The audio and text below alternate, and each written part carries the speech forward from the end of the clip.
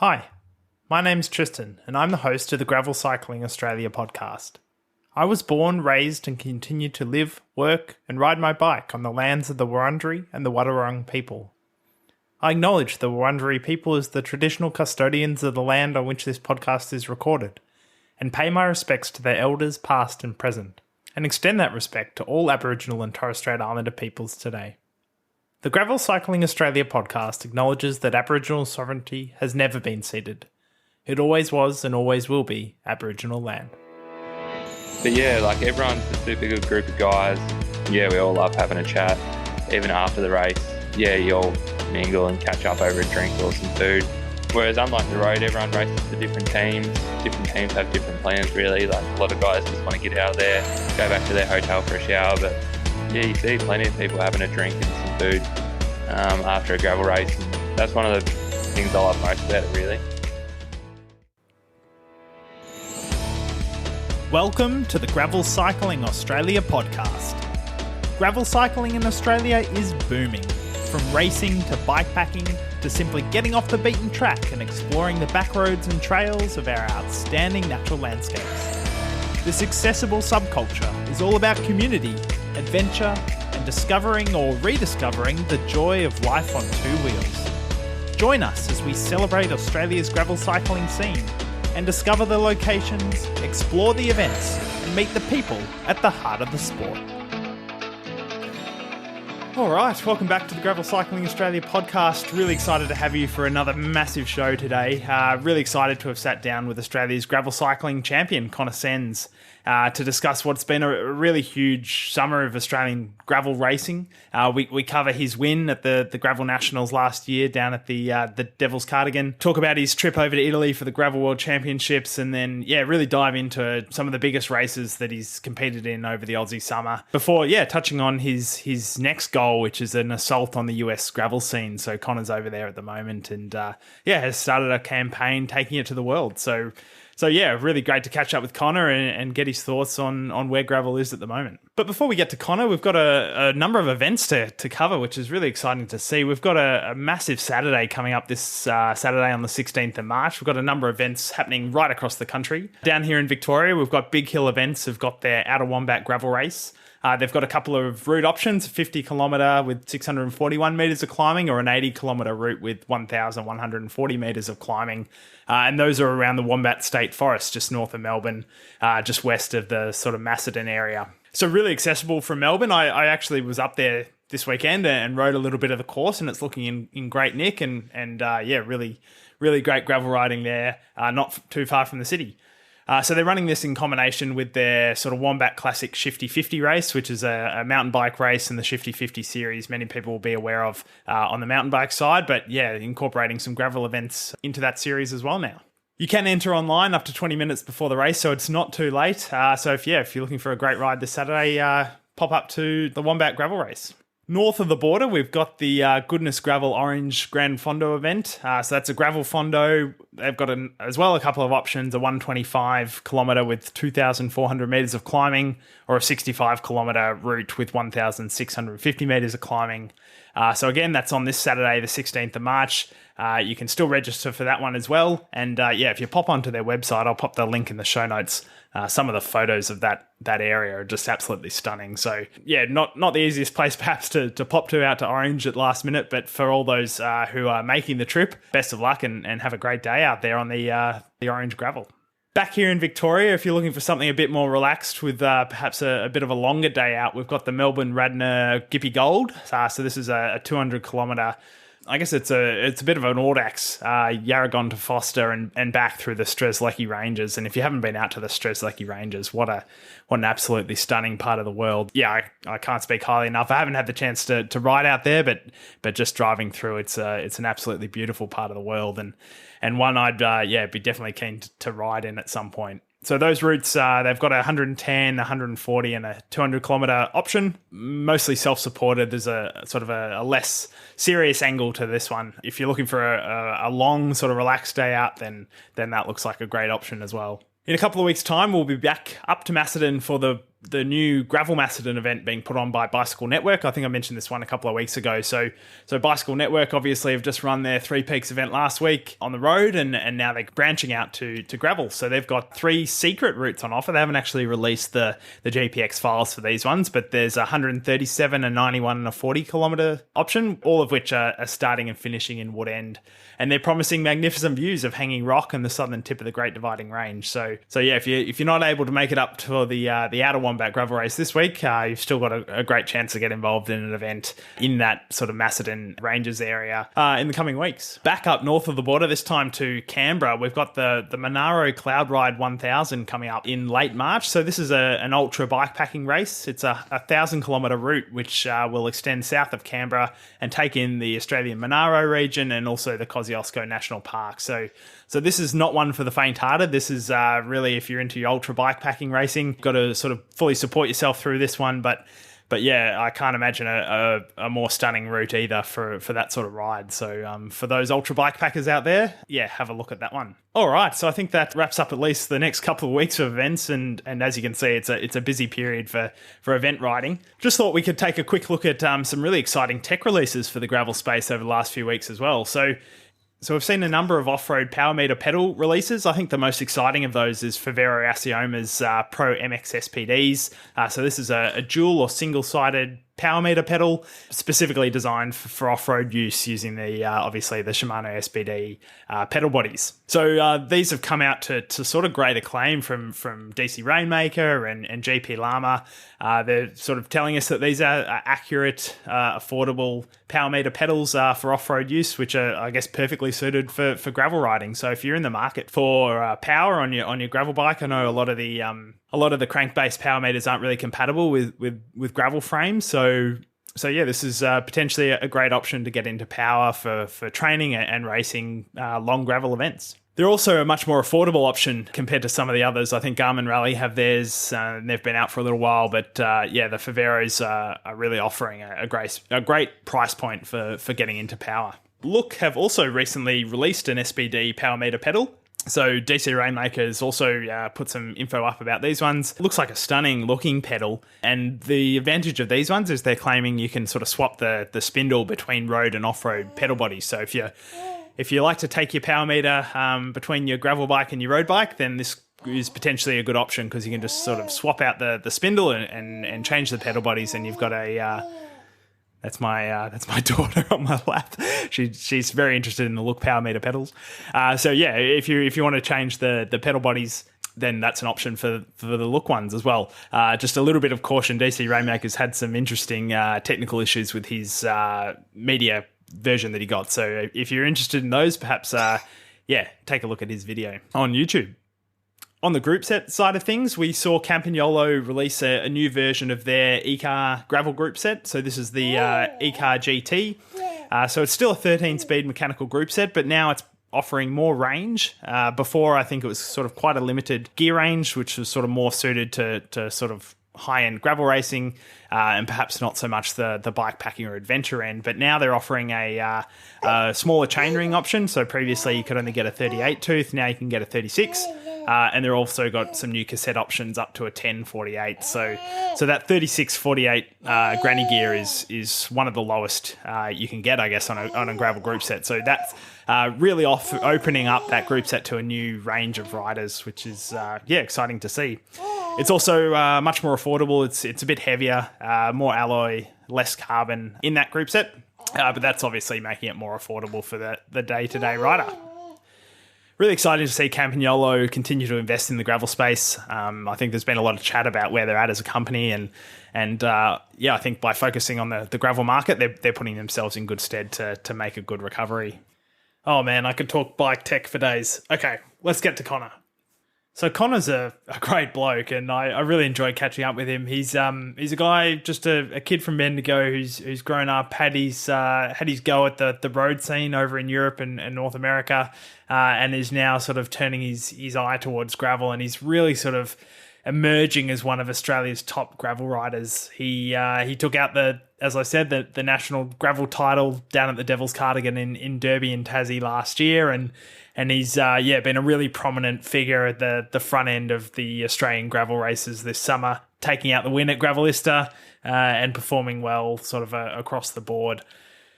So yeah, it was great to catch up with Connor and find out sort of what he's been up to and talk a little bit about his goals and his future in riding gravel as Australia's gravel champions. We had a good laugh towards the end as well, so hang around for the listener questions, which I think some of Connor's mates really stitched him up with, which was great. So thanks to those guys for pitching in. All right, let's go and catch up with Connor Sens, Australia's gravel champion.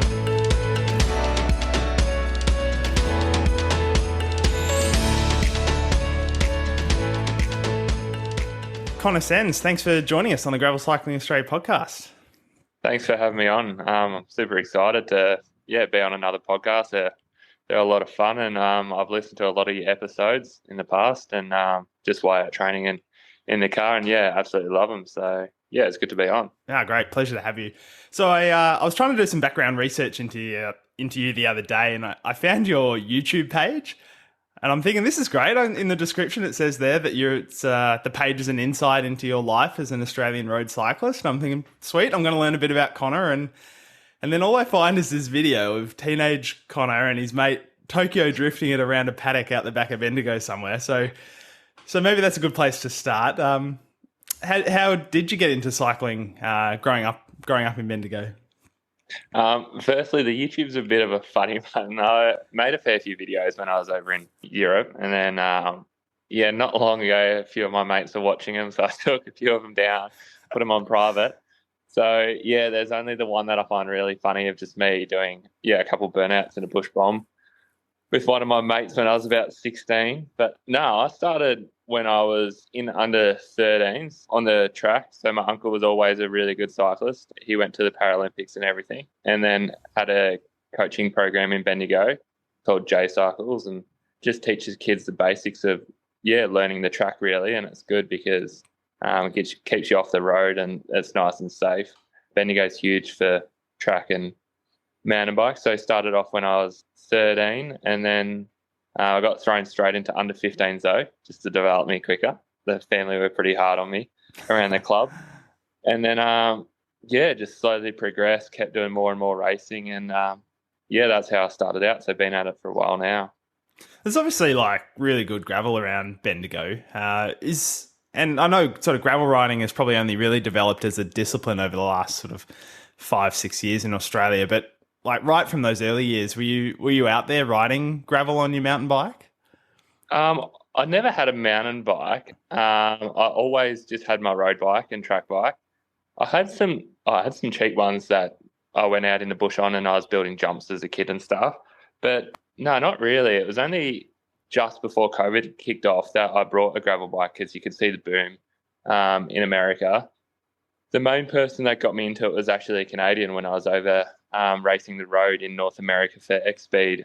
He was telling me stories about how he raced Dirty Kansas, and he ended up, I think it was 8th or 12th in maybe 2018. So, he had a lot of stories from that. Started following the Instagram page and saw how big American gravel riding was. And then, a couple of years later, brought myself a gravel bike and found out how good the trails are around Bendigo. I was gonna ask you about that transition. You're obviously like predominantly a road pro riding European UCI, North American UCI, Conti sort of stuff. When was it that you sort of saw gravel as an attractive option as a racer? Well, I always liked the idea of it, just the whole privateer side of it. Like you're looking for your own sponsors, riding the products you like, managing your own team, your own races, your own budget really as well, and working with the people that you want to work with and doing exactly what you want to do, along with not having teammates and everything's on yourself and you're self-sufficient. So that was always a big interest, but I kind of just got sucked into riding for teams because that's what I know you just develop through road and you just sign for a new team each year. So it was kind of come to the point where I wasn't sure how my pathway would be on the road over in Europe. I wasn't seeing the progression that I wanted to see, and I had a big plateau. And over in Europe, it's really hard. Like if you're not getting results, you're not really progressing. And I was always kind of close, but not at the pointy end of the races. So it was kind of till I got a little bit like not forced out of the road, but till I stopped seeing the progression, where I was like, oh, I'm going to come back home and just race domestically for the whole year and just do a bunch of races that I've always wanted to do back home. Like I'd never done the Melbourne to Warrnable or much of the NRS or VRS. So I just wanted to come home and finish my carpentry apprenticeship, which I was doing at the time, and just race domestically and enjoy it a bit more. But I kind of just took off on the gravel, just doing more and more events, found a love for it, started training on the gravel more, and then my results just kind of progressed, and I picked up sponsors along the way just by meeting people at events, putting my name out there, asking for some help. And it was like a slow progression, but I'm glad with where I'm at now. It's unreal. So you're over in the States at the moment. Should have said that at the start. You've just ridden Belgian Waffle Ride Arizona over the weekend, and you've got a big schedule planned over the next few months, culminating in Unbound Gravel in June. So obviously that takes a bit of resources, and you mentioned there that you'd sort of worked to sort of set yourself up as a gravel privateer. How is that process? Like, is it difficult to build that team and get that sort of established? It was kind of at the start. I always wanted to do it. Didn't really try very hard for it until I went over to Tassie to race the national championships. And I was on good form because I was always training at home through the winter, and we have a lot of good riders to train with. So I went over to Tassie to race the nationals and ended up having a really good ride there. Just a one-off day. Like, I don't know if I could do the power again that I did on that day, but it took the win over there. Yeah, and then it's crazy. Like once you get a national championship behind you, you message a lot of companies and everyone's willing to offer their product, whether it's bikes, group sets, kit, helmets, shoes, like any small components on your bike, and then some financial support also. Like just when you got the national championships behind you and you mentioned that like you want to go to American race in the green and gold jersey, it's everyone wants to jump on board and help. So it was like I went over there, got the result, come back home, and I was like, all right, I want to push this, put in a bit of hard work, talking to people for a month or so, and then also had the goal to race the World Championships over in Italy. So when you mentioned that in your resume and send it out to a bunch of people, it wasn't too hard to get a lot of people on board and behind me. Did that give you the opportunity, sort of, I think you said a bit earlier, you got to approach and ride sort of the kit that you wanted to ride? Is that like you're working with Cervelo now, obviously? Is that sort of a situation where, you'd ridden the Aspero and it was a bike that you wanted to ride and race on, and so you approached Cervelo? Yeah, well, they're one of my dream bikes. Like if I could have any bike, it would have to be a Cervelo. And that's what I purchased at the start. I raced on the Aspero, absolutely loved it. Even raced it on the road a couple of times when I broke my road bike. I was racing that for a few months on the road. And then, I reached out to them, and I know the guys in Australia from Cervelo, so got in contact with them. But then also Ecoy, I noticed that they were at the 7 gravel race, and I went up to their tent after the race and spoke to them.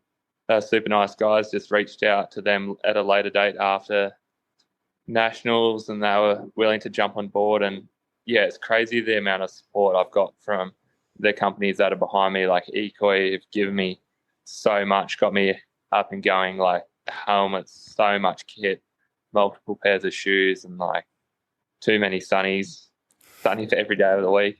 So very grateful for everyone behind me.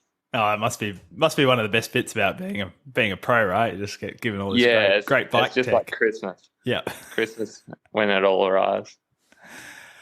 So you mentioned there that you picked up the Australian Gravel Championships last year at the Devil's Cardigan down in Tassie. We won't go too much into that race. I heard you on the Devil Cardigan podcast recently, and you gave a really good summary of the day and how you got that win. Sounds like it was a pretty sort of cold, tough Tassie winter day though.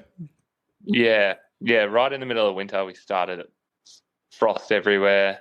It was, maybe 2 or 3 degrees in the morning on the start line. Everyone was shivering. It just started so hard from the gun. Like, we had a small group of 7 or 8 riders, maybe 10 or 15 Ks into the race. And then it was just a game of luck, avoiding punches and crashes, and because there's a lot of climbing and a lot of descending. But so, you had to be good on the descents and on the climbs. Yeah, there's 3 main climbs of the day, and it really come down to the last one, which was about an hour from the finish. So it smashed up on the last climb of the day, just starting it early. And then, it was just assault. Oh, there was Alex Black actually with me over the top for maybe 10 Ks, and we swapped off and worked together, and then he dropped, and it was a long solo ride into the finish, and there's no time gaps, no nothing. It was just you against your Wahoo looking at the course to go and pacing yourself, and I didn't know if they're 30 seconds behind or 3 minutes. So it was a challenging time, but yeah. Yeah, that'd be pretty stressful, hey? Just sort of going as hard as you can, not knowing if it's hard. How do you pace yourself when you haven't got a time gap, right? Well, there was quad bikes out on course, and they were saying stuff to me, but I couldn't really hear because they were so loud. But it was all in meters, so it was like 300 meters, and you're like, oh, what's that mean? And then they're like a K, and you're like, oh, like, it was so hard to pace, but I couldn't really hear them. I heard maybe 1 or 2, and then they left, and I never saw anyone for the last half hour. But the single track, I had no idea that was coming up, and that was super tough, and I was going as hard as I could. Didn't know I had such a big gap. I thought they could have been right on my tail, but I had to drill it the whole way into that last oval at the Devil's Cardigan. And then, went across the line, spoke to that Mike Tomalaris, who was the commentator of the day, finished my interview. They're still waiting for second to roll through, still waiting. And I was like, shit, I thought they were right on my tail. I had no idea. No, congratulations. So, you picked up the Aussie Gravel National Championship jersey, and you've taken it on from there. So, I guess did that give you the opportunity to go to Gravel Worlds, or you were sort of always hoping to do that in October last year? Well, Gravel Worlds, I think you can get an entry. You can get an entry as the national champion, like a wildcard entry, or else you have to qualify through a Gravel World Series. You have to finish within a certain percentage of the winner's time at a Gravel World Series, and then Australia will select however many riders they're allowed to go and compete, but you have to ride like a qualifying time. So I qualified at 7, but still I was waiting on the go ahead from Cycling Australia. But then once I won the nationals, and I expressed my interest of going to the Gravel Worlds, I knew I was in with a very good shot of going. How was that as an experience? It looked like a pretty great event last year. Riding gravel in Italy probably doesn't get much better than that. Yeah, well, that's where I based the last few seasons. So it was quite cool to go back and do one of the biggest races against just some legends of the sport, really. It was pretty crazy lining up there, getting quite a good grid position. I was maybe 5 or 6 rows back from the front. So, just in front of me, seeing like names like Valverde, Gilbert, like Wout. It was insane. But the start was super tough, like nearly like a Belgian Pro Kermesse kind of circuit. A lot of corners, quite technical, and that was all about holding position. Like, it was full on. The heart rate was, even on the start line, my heart rate was like 130. We weren't even moving, and then it just spiked super high. Then we jumped onto the road, but that was quite narrow. And then, onto some of the best gravel white roads like you see on TV. The other night at Strada Bianchi, the roads looked the exact same, but super technical, short, sharp, punchy climbs. I think there's 12 or 15, like 1K climbs at like 12 or 15%. It was ridiculous how hard the course was. But, it was good. Like, as you saw the year before, there's a lot of World Tour riders up in the top 10. So I think this year's or last year's course was a lot better and more suited to the gravel rider. You can see like Keegan Swenson, who dominates in the US, he was right up there racing for 5th place. And yeah, it was more of a true gravel course, but it would be good to see it, move to Australia in 2026. I'm super keen for that. Yeah, I think we all are. It's going to be great. 2026 UCI Gravel Worlds set to be held at 7 in WA. And so, I think that's going to be a huge event for Australian gravel. And so Matt Mohoric obviously picked up that title, and I think he's spoken about trying to get over to the US maybe to ride Unbound, so you might get another chance to line up against him this year. Yeah, that'd be super cool. He's been absolutely flying, so no doubt he'll smash it again. But yeah, there's a lot of talent over here, as I've found out last weekend at the Belgian Waffle Ride. The guys are super strong, so it'd be interesting to see how he goes over that distance as well. Yeah, well, if you can win Milan San Remo over 300, you're probably set for a big day out at Unbound. So yeah, it will be interesting. Yeah. So I wanted to talk to you a bit about the Aussie summer of gravel that's just gone. You know, looking from afar, it almost seemed like we sort of reached maybe critical mass of interest and participation this year, and it really seemed to be gathering steam. So it started off at Gravellista. You were going in as the Aussie gravel champion. Did you feel the pressure of lining up at that first Australian gravel event of the summer? I definitely did feel the pressure. Like, you go there in the kit, fully kitted out, bands everywhere, the colours, and yeah, like everyone's looking at you. I think it was the first gravel race I did in the jersey. So yeah, I wanted to see what I'd feel like, just like nerves if you put pressure on yourself. But I was super relaxed going into that. Knew the course suited me. And yeah, it played out perfectly, really. Like, a small group went up the road. And then I was talking with Mark O'Brien, that I'm good mates with. He's a very good rider to have on your side. So we were talking the whole time and let the break go to maybe a minute. And then, yeah, just slowly started to reel them back. And I knew the climb at the end was, quite long, quite steep. And yeah, once we hit the climb, by the time we started chasing the break back, there was only probably 4 of us left in the bunch, and myself, Marco, Joel Green, and Luke Burns. And then, just slowly narrowed it down. Marco punched it again. He has a lot of bad luck with the punches in a lot of the races we do on the gravel together. But yeah, kind of once you get into a race, you completely forget about it all, I guess. Like, you and your bike, going as hard as you can up a climb, and it all goes out the window. But yeah, crossing the line in the jersey was a really good feeling. Like, it was nice to prove myself. Also really nice to qualify for the Gravel Worlds again at the first race of the year. So all the pressure's off now, really. Like, I don't have to just rely on 7 to qualify. Or like, if I had bad luck at 7, then I'd be looking to go over to Europe to race the Gravel World Series to qualify. So it's super nice to relieve some pressure and start the year off really well. Yeah, congratulations. It was a great win. You mentioned there about letting the brake go. It just made me think, like, do you find it hard sort of coming off the road? There's always, in road cycling and road racing, there's often this sort of formulaic way that a race will go. The brake will go away, they'll get a certain amount of time, they'll get reared back in, and the hitters will go from there. In gravel, it sort of seems like that's a bit more of a risky tactic, like to let a brake go. Like, it seems it's harder to chase. Do you find that sort of balance hard to get right? Yeah, for sure. Like, on the road, for example, like the Melbourne to Warrnambool, if you're to compare that to the Dirty Warrny, if you let a break go out to 6 minutes, as you saw in this year's Melbourne to Warrnambool, like, it's super, super easy to bring it back because they've been out there for hours and hours just, working away, and everyone in the bunch has just been sitting in there and they're so fresh.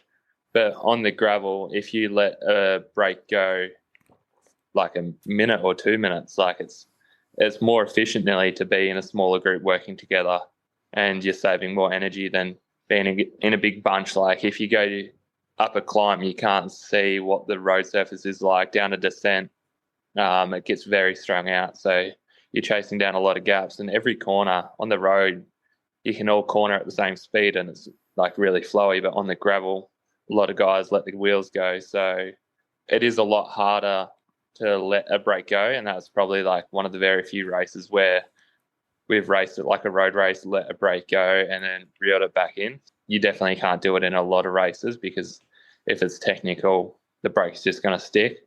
But yeah, it is completely different to the road. Yeah, it's a bit more like, maybe at Roubaix and something, you'll just see that attrition and like people will just drop off all day, and then it's just sort of the elite guys left at the end, which sort of seems a bit more like the common way that a gravel race tends to unfold. Yeah, for sure. Yeah. So after Gravellista, you were next lining up at the Dirty Warrny, and I did a preview episode with Jethro Nagel, and we sort of were talking about the contenders, and Jethro had you down as sort of one of the main guys to watch in the preview, but you ended up having a bit of a rough day at Dirty Warrny? Yeah. It's probably the race that suits me the most in Australia. So, yeah, I wanted to go there. I was training very well for it, feeling good.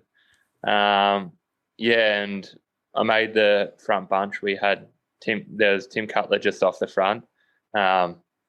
Over from the motorbikes, we heard he was a 19-year-old kid. So we're like, oh, yeah, that's fine. Didn't know the engine who he actually was. So, yeah, there was probably 10 of us left in the front bunch. Got over a couple of climbs and then the descent down into forest to the first feed zone, about 100 or 110k in. It was a super rocky descent. Cut my tyre quite big. I tried putting plugs in it, but the plugs weren't really sealing it.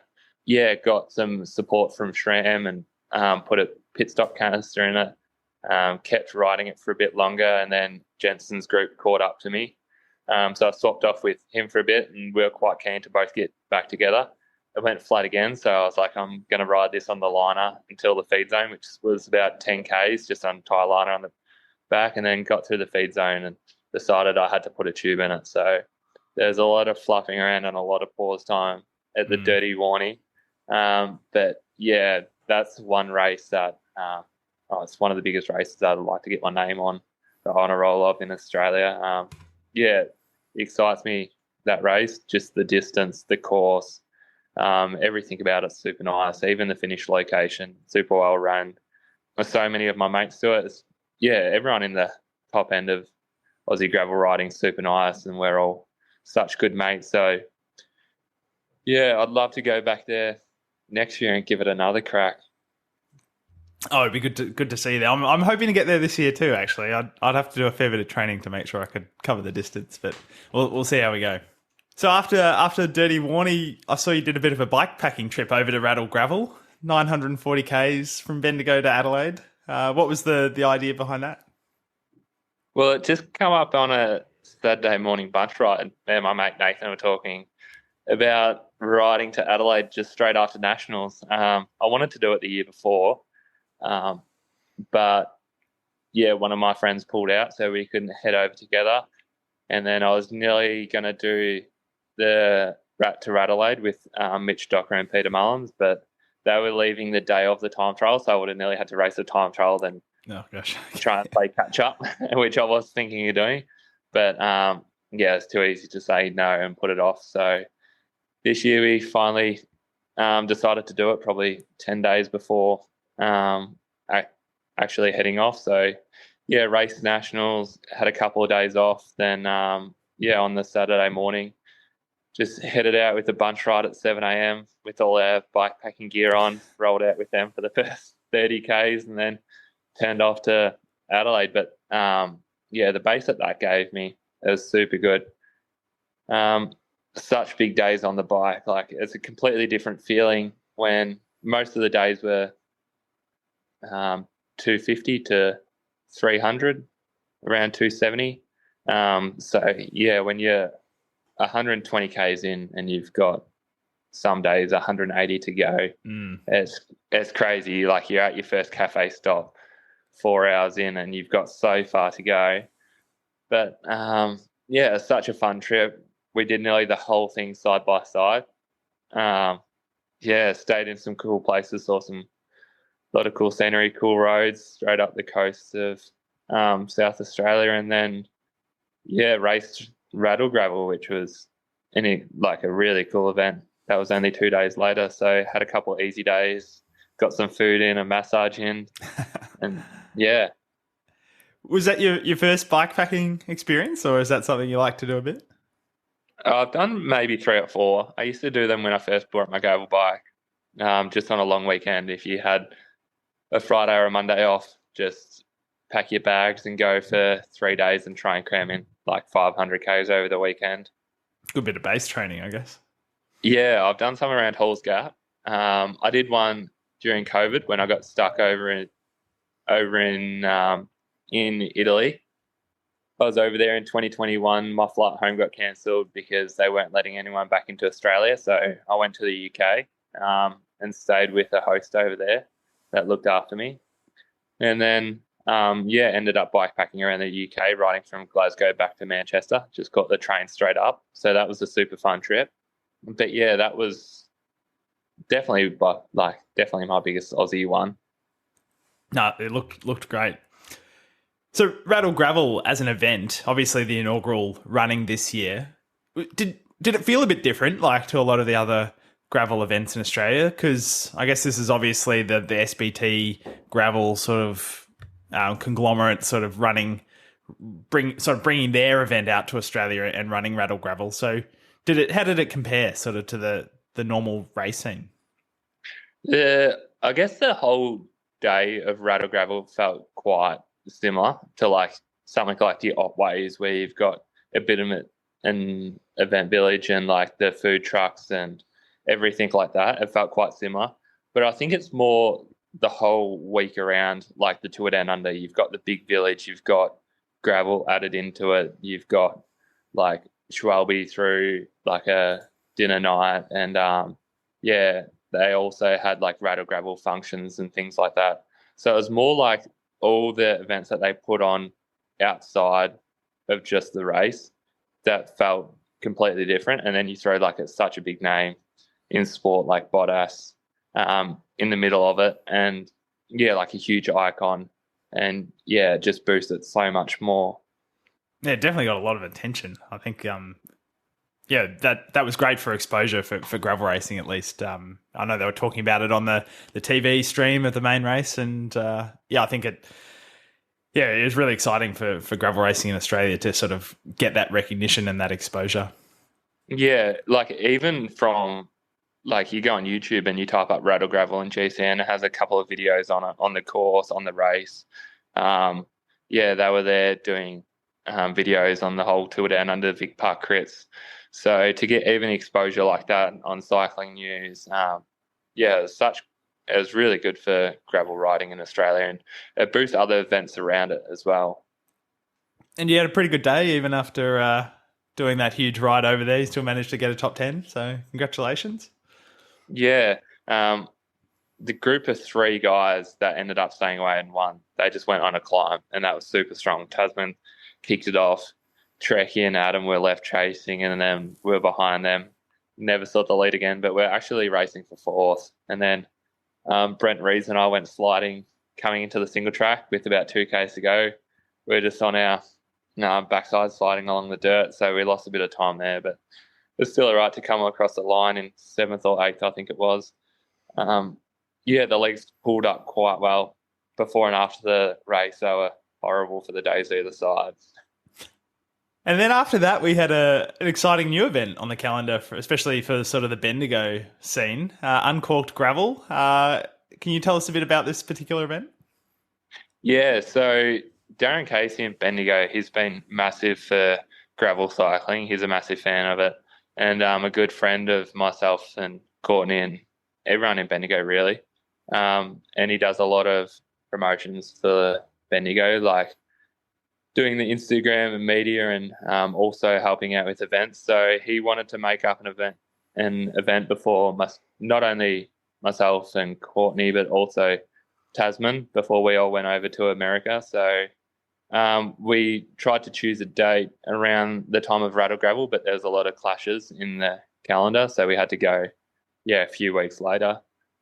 But yeah, we got a lot of good people on board just from my own sponsors, Courtney's sponsors. They all supported the event. We got a lot of financial sponsors also from, Profound and Innes Motors and all that. So the prize money was, very good. Like, you couldn't get better in Australia for a gravel race. Like it even matched the Melbourne to Warrnambool prize money. So yeah, wow. it was super impressive, and we got, I think, nearly 150 entries. So it was super nice to see it pay off, and for the first edition of the race to be quite big, and I know it's going to grow massive in the future. Maybe a few course changes in the future. So for next year, might add in some different roads over like the side of Mount Alexander and everything. But that was quite a fun event to work on alongside Darren. So yeah. Did you get a chance to have a nice wine at the winery after the race? I actually don't drink wine. Oh, no. There's a cafe there though, Bayleaf. My girlfriend works at that cafe, so we got them on board. They did all the catering with croissants, muffins, coffee, anything you could ask for really, sandwiches and all that. So I was just digging into the food really, and croissants and coffees and Coke really. Oh, sounds like good recovery food. Yeah. And then I think at some stage in there you did a little road race called the Melbourne to Warrnambool and had a pretty good day out there. But is that one that you're chasing in your career as well? You obviously came in second to Mark O'Brien. Yeah, well, I wasn't chasing it before I got that result. It was kind of just a fun race that everyone loves to do. It's a massive icon in Australia. It's got a lot of history behind it, and my family's always raced it really. Like my dad and my uncle, we used to go down to Warrnambool every year, watch them finish, and see how crack they were and run downs. There's a lot of good memories from that as a kid. And I was just training up for America, like trying to peak a little bit later. I wanted to go well at nationals and then over in RADL Gravel, and then I wanted to back it off. And like the form must have just been there from Adelaide. And looking back at it, I think the ride to Adelaide made a huge difference. Just staying focused on the bike, the time in the saddle, nutrition, not so much just like in the legs. Like it obviously helped a bit, but mainly just the smaller things really. Like you can stay focused for 7 hours or however long the Melbourne to Warrnambool was, maybe 6.5 hours, because Adelaide was a few hours on top of that again. So bike packing's the secret to winning the Melbourne to Warrnambool. Yeah, I reckon it is. And you've always seen Marco's done huge Ks in Australia, but it wasn't something I was chasing. Just went out there for some fun. Always knew I wanted to make the early break, and I knew I had like the endurance to get through the whole race if there was a nice early break to go. So I was looking out for that. I was only going to go in it if there was 6 or 7 riders. If there was any less, then I would have just dropped out of it really and saved my legs. So when 2 or 3 riders went up the road, it was perfect. You could just sit in, and then just ate very well, looked after myself, sat in, talked to a lot of the boys, caught up with a lot of people. And then, when we hit Timboon, it was time to kick off, really. No, congratulations. It's it's, as you say, it's an icon of Australian racing, and to finish second, it's a great achievement. Then you were back in the Otway sort of area not long after that for the GOGG. This was your final race before heading over to the US. So how'd you go? That was quite good. I've always liked that event. Such a good course, location's perfect. And they've got like a really cool like event village and cool supporters and everything behind the race. So the field was stacked at the start. Like there wasn't many people that were missing, maybe just Trekkie and 1 or 2 others. But lining up against Tasman, he's he's very hard to beat in Australia. Like, he's won that race 5 times previously, now 6. Yeah, seems impossible to beat at the GOGG. That's a crazy Yeah, record, isn't it? and every year is attacked on the exact same spot. Like the hill, maybe 15 k's in, he's attacked there. The first timeout zone is 33 k's in, so he's always just time trialed the first bit. But so he gets his lead into that first time stop and then just holds it from there, does he? Yeah, so it's really interesting. We have everyone's kind of got the same race tactics, but there's 4 feed zones, but each feed zone is you cross over a little pad and it pauses your time. So it's your collective time over the 4 stages that wins. So you don't have to cross the line first. You can cross the line in 5th place, but if you've rode the 4 sectors the quickest, yes, that's what it comes down to. So nearly everyone's tactics to win the first stage by as much as possible, get to the first feed zone, sit up, have some food and a drink, wait for everyone, regroup, and then that's exactly what Tasman and I did. He attacked and I ended up riding across him. It took a few k's on a climb. But yeah, we worked well together and we had a minute and a half on a group of 3 guys and then maybe a couple minutes back to another group. So then, we regrouped, got everyone together, and then, it was just like a big bunch ride. But Tasman and I were a minute and a half in front of everyone, but we were just still with them. So all you have to do is sit on and follow. That's probably quite fun, right? Like, if you attack early in a race, you spend the whole day out by yourself, and so you don't have anyone to talk to. But at least this way, you can still be at the front of the race and still have a big group of people to chat. Yeah, you do a big attack, and then you get really rewarded. You put in 30 minutes of hard work, and then you get to sit in. Everyone else has to just try and get rid of you. But it's super fun.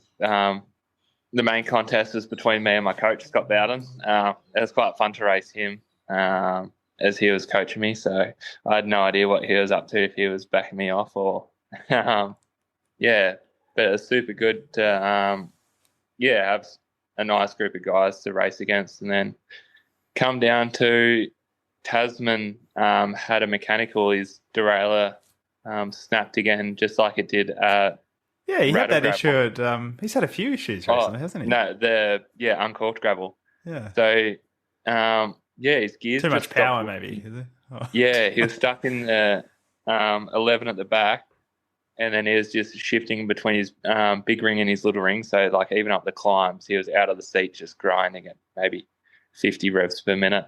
I think he had to do that at Unbound last year as well, yeah. Yeah, he got really lucky with the race. Because there's a timed out sector. So, all he had to do is roll down. He had all the time in the world he wanted to fix his bike. And then, from there on, I kept riding with the other boys. So I was racing. Tasman was behind me and he was fixing his gears. I had no clue if he could get them fixed. So, I was like, well, I don't have to race these other guys because I'm a minute and a half in front of them. Tasman's the one that I'm on equal time with. So while he was fixing his gears, I kept going out of the feed zone, and I just had to time trial it all the way to the finish on my own, really. And then he had to do the exact same, so it was quite exciting when we both crossed the line to see who'd actually done the last section in the shortest amount of time. I was thinking about, is there a way? I was thinking, how do you beat him if that's your tactic, and if you've lost time on the first sector, how do you get back up? Have you thought about letting the leaders go from a time stop and trying to chase back on? Because that might be a good way to make up a 30 seconds or so, right? If you leave later, you just chase back on while they're cruising out. Well, you definitely can. It is risky because, obviously if you don't get on, but there's not, everyone doesn't work as well as what they do on the road. On the road, everyone's going to roll turns, but on the gravel, it's a lot slower turns. So you definitely have a better chance of chasing back on, but a lot of guys won't let you really. Like, you have to be very sneaky about it. Like, you'd have to roll out with Tasman. When he crosses the thing, you'd have to, come to a skid and just stop right before it and just wait. Because we were both watching each other, making sure neither one of us did that. Yeah, maybe not in the spirit of gravel. Yeah. I don't think there is much of a spirit anymore. I think it's definitely, more aggressive now. Like, if you want to race through a feed zone, it's pretty common now. Yep. I saw you post something about how nice it was to have that sort of group at the front that you sort of get to race against week in, week out now in the gravel scene. Can you share a bit about what that's like? Oh yeah, once we went through the first time section at the Otways, in the second one, like, we all stopped at the feed zone. We were just having a drink, talking. Everyone's kind of got big plans coming up in like the future. Like, Tasman was going to race like the Lifetime Grand Prix. Scott Bowden's coaching and stuff. Sam Fox is about to head over and race on the mountain bike for Lapierre. We've all got big plans. So it was kind of like a big catch up for a bit. Like, we we're just talking because the section wasn't really that important in the race. It was pretty flat or downhill, so no one was going to get time. So we started to cruise a little bit. Like, everyone's a super good group of guys. We all love having a chat, even after the race. You all mingle and catch up over a drink or some food. So that was super fun. Whereas, unlike the road, everyone races for different teams. Different teams have different plans, really. Like, a lot of guys just want to get out of there, go back to their hotel for a shower. But you see plenty of people having a drink and some food after a gravel race, and that's one of the things I love most about it, really. Oh, it's great. As I said at the start, it seemed like the Aussie gravel summer seemed to really gather momentum as it went on. Did you I know in some circles there's a bit of skepticism about the potential for gravel racing to sort of become as big as road cycling here in Australia in particular. And sort of a lot of people say, this is just something that's being pushed by the bike industry to try and get people to buy more bikes. But do you think that sort of next generation of Aussie talent view gravel sort of as an equivalent or even potentially a more important discipline than road? Yeah, I've got no idea, really. Like, road, mountain bike and track is just so traditional, and like, there's a lot of history behind it. Because gravel's so new, you can't really tell if it's going to take off and if you're going to see juniors coming through, like, wanting to be just a gravel specialist, really. So there's like a lot of unknown as well, I guess. But I think you'll see quite a few juniors come through that go straight down the gravel pathway. But also, I think they'll be like a multidiscipline cyclist, so also compete on the road, on the mountain bike, just to like extend their calendar. And in Australia, there's not too many like gravel specialists, or that's all they focus on. Like, you look at Trekkie, Tasman, and they do a lot of mountain biking, a lot of road. The only one I can really think of would be like Adam Blazovic, who that's his real main focus. So, I think you'll see a lot of juniors come through and, take it up, but I don't think that's what they'll specialise in. But I think like the potential for growth is like massive. Like, you see so many companies coming in on it now and sponsoring events, and that's what really makes it, I guess, is you need like the support, you need more events. Without like the sponsors behind it, you don't get events. And really exciting to see how it's going to continue to grow over the next few years. As we said at the start, you're over there in Arizona at the moment. You've just ridden the first race of this big US assault that you've had planned. So how long's this trip been on the cards, and sort of what are your goals and what are you trying to achieve over there in the US? Since Gravel Worlds, really. I applied for the Lifetime Grand Prix. So it was either going to be the Grand Prix or else just do it on myself. I never got in, and I think that's just down to, I've never really done any mountain biking, and because it's like an off-road series and I've only really raced in a lot of gravel events, I think that's what it come down to, which is definitely fair enough. So yeah, once I never got into the Grand Prix, I started planning it all myself. And yeah, now we're over here racing. Just finished the first BWR in Arizona out of the 3 rounds that I'm doing. And it's super tough. Like, there's so many good riders that have the possibility to win it. Like, obviously you've got Keegan, which is a massive favourite, but I think if you took Keegan out, you could get so many different winners. And the courses are so different. Like, there was 70 or 80 Ks of single track in Arizona, and then in California there's a lot of paved sections and like thousands of meters of climbing at altitude as well. Like, it's between like 1900 and 2200 meters of altitude, so that's going to play a part in it. So yeah, I'm not as good on the technical stuff, so I suffered through Arizona, and a small crash early on like left me chasing all day. So I crossed the line in 21st, which wasn't too bad, but yeah, I think with the legs I've got, I can definitely go a lot better. Some of those photos from Arizona are like, it's almost picture perfect. Like, if you picture Arizona, you'd see the open plains and the cacti, and that's exactly what it looked like from as far as I can tell. Yeah, you'd see thousands of them. Like, you look out at a single time, like if I look behind me now, you can probably see 50 or 100. Like, it's insane. Like, it's super cool, but the gravel's so different here. Like, there's not many fire roads. Like, there was maybe 10 Ks of fire roads all up. The rest was paved or just single track, but a lot of like moto whoops. Like, we're out on tracks that the Polaris go on, like the Razors. So yeah, you see them racing around all the time, and like dirt bikes and everything. So there's a lot of whoops, a lot of really loose sand, but then you also go into like not quite a mountain bike park. It's like a lot more. Yeah, you can ride everything on a gravel bike. It's just pretty sketchy. Yeah. And some of the descents, there was a lot of crashes. But yeah, this is my first race of I think 9 over here. How are you doing this? Have you got like, how are you traveling around? Where are you staying? I know there was a lot of interest in Taz's camper setup and his trailer last year. Are you roughing it, or are you staying in nice places? No, I've sent a bunch of messages out to host families.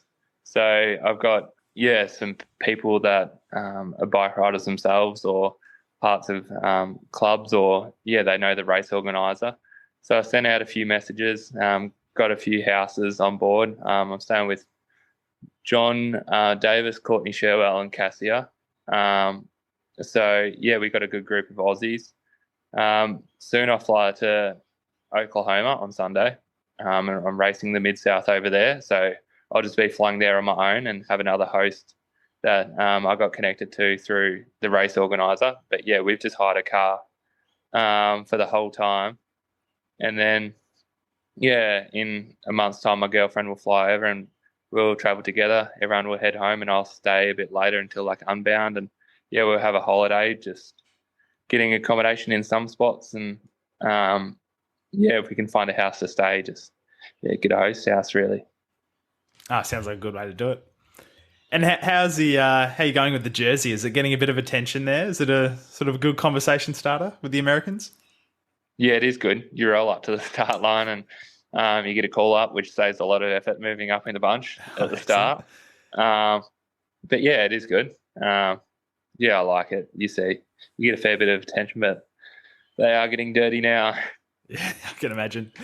So next up, you're off to Mid-South.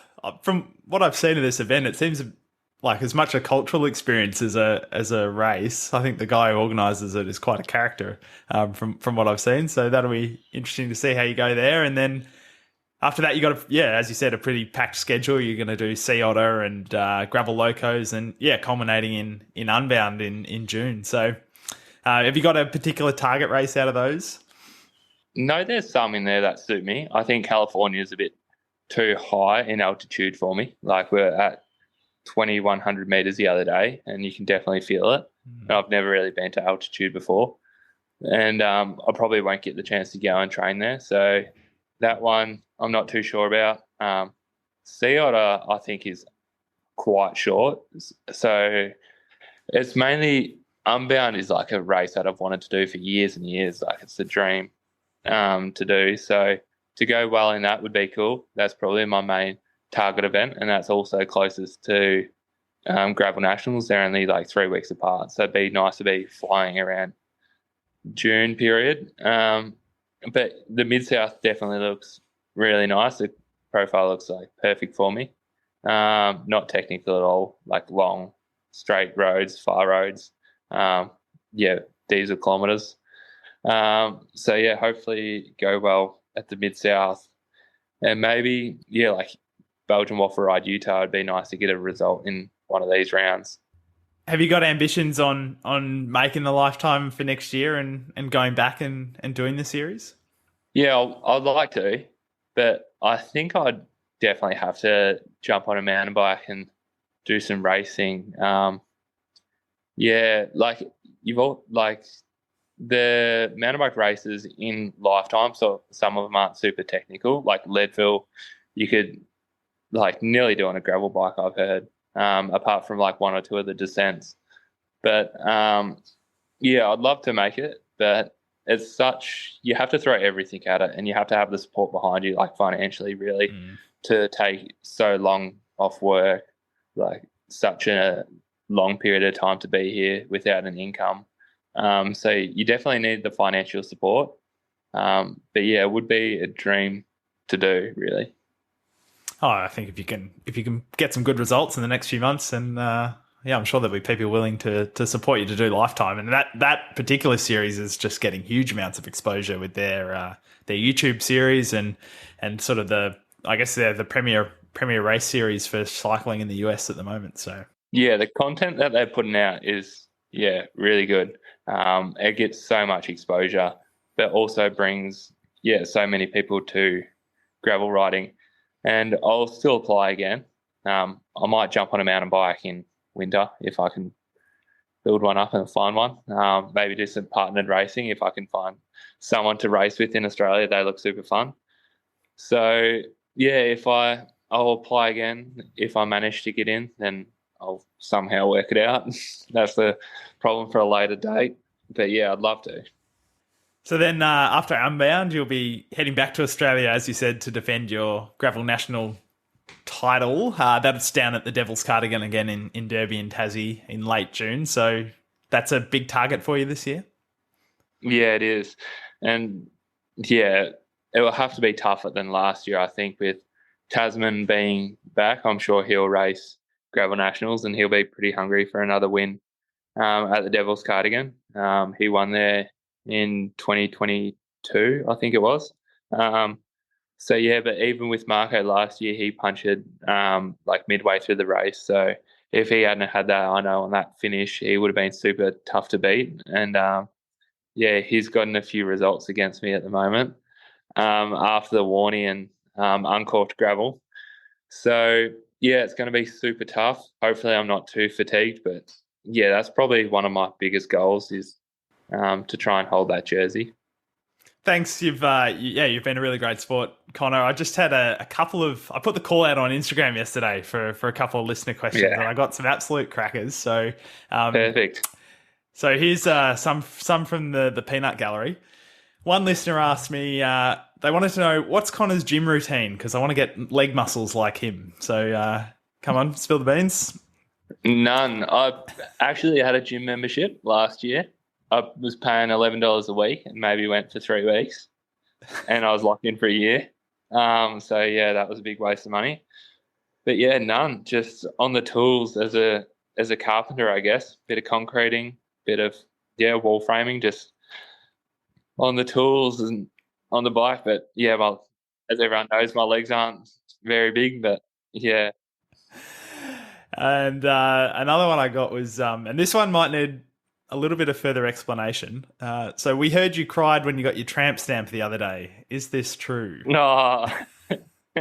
Nah. After, I know exactly who these are from. After Belgian Waffle Ride, I always wanted to get a tattoo when I was overseas. So I wanted to get one after Gravel Worlds, but being in Italy and Switzerland, they couldn't really speak the language and it was a bit difficult. And I wanted to, be able to ask what I was after. But yeah, I got a little bike man tattooed on my ankle. So yeah, not quite a tramp stamp, but it was fine. It was pretty crazy. A nice memento anyway. Yeah, right next to the start line of the BWR round, just straight across the road, there's a little tattoo shop. Excellent. Connor, great to see you leading the charge of Aussie talent, taking it to the world over in the US this year, and best of luck for the rest of the trip, and we'll be following along for sure. So thanks for joining us on the Gravel Cycling Australia podcast. Yeah, thanks so much for having me on. Thanks very much to Connor for joining us on the pod this week. I really enjoyed catching up with him. Super nice guy. Great to have a chat with, and hope you enjoyed it. If you want to follow along with Connor on his US gravel exploits, give him a follow on Instagram. I've got his handle there in the show notes as well. It would be great to see him taking on some of the best talent in gravel racing anywhere in the world as he spends the next few months tackling the biggest races in US gravel. And then I think we've got a massive showdown coming up for this year's Gravel Nationals again at the Devil's Cardigan. I think I'm tipping a Connor Sens and Tasman Nankervis head-to-head at that event down in Tassie. All right, coming up next, I'm going to be sharing some of my thoughts on the Giant Revolt X, which I've been lucky enough to be riding this week, thanks to the guys at Giant Melbourne. So I'm just going to sort of wax lyrical a bit about that bike and talk about gravel suspension and all that sort of fun, juicy stuff. So looking forward to that, not too far away. As always, if you want to follow the podcast, you can see what we're up to on Instagram or drop us a line at the gravelcyclingpodcast@gmail.com. Really excited to be looking into some partnership opportunities for the podcast moving forward. If you would like to help support the show, there is a link there in the show notes. Anything you're able to provide will go a long way to making sure we can keep this a sustainable product well into the future. All right, that's it for this week, though. So, thanks again for joining us. If you haven't shared the pod with your riding buddies, please do so. Help us spread the word by sharing our Insta stuff to your stories. That'll also, help get the word out and help grow the audience here as we, grow a real community around the gravel cycling scene in Australia. All right, that's it from me today. Thanks very much. We'll see you next time on the Gravel Cycling Australia podcast.